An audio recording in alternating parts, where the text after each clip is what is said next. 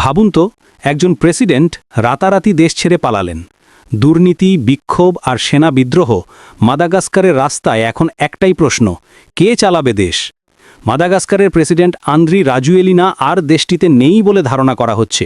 ফরাসি radio RFI এর প্রতিবেদনে বলা হয়েছে, ফ্রান্সের প্রেসিডেন্ট ইমানুয়েল ম্যাক্রনের সঙ্গে এক চুক্তির পর তাকে ফরাসি সামরিক বিমানে করে দেশ থেকে সরিয়ে নেওয়া হয়েছে। বিরোধী দল নেতা সিতেনি র্যান্ড্রিয়ানা সোলোনিয়াইকো সোমবার রয়টার্সকে বলেন, প্রেসিডেন্ট দেশ ছেড়ে চলে গেছেন। আমরা প্রেসিডেন্সি কর্মীদের ফোন করেছি এবং তারা নিশ্চিত করেছেন যে তিনি দেশ ছেড়ে গেছেন। তিনি আরও বলেন, রাজোয়েলিনার বর্তমান অবস্থান অজানা।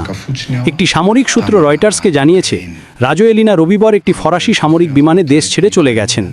সেনাবাহিনীর একটি গুরুত্বপূর্ণ ইউনিট তার প্রতি সমর্থন প্রত্যাহার করার পর রাজোয়েলিনা ক্রমেই বিচ্ছিন্ন হয়ে পড়ছিলেন। ওই ইউনিটটি হাজারো জেনজি তরুণের সঙ্গে দুর্নীতি ও দারিদ্র্যের বিরুদ্ধে এবং তার পদত্যাগের দাবিতে বিক্ষোভে যোগ দেয়।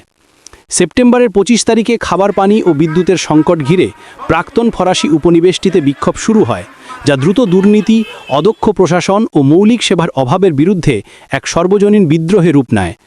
রাজোয়েলিনা রবিবার সতর্ক করে বলেন, দেশটিতে ক্ষমতা দখলের চেষ্টা চলছে। ক্যাপস্যাট নামে সেনাবাহিনীর একটি এলিট ইউনিটের সমর্থন হারানোর পর তার এই বক্তব্য আসে, যে ইউনিটটি 2009 সালের অভ্যুত্থানে তাকে ক্ষমতায় আনতে ভূমিকা রেখেছিল। সপ্তাহান্তে ক্যাপস্যাট ঘোষণা করে তারা সেনাবাহিনীর দায়িত্বভার গ্রহণ করছে এবং নতুন সেনাপ্রধান নিয়োগ দিয়েছে।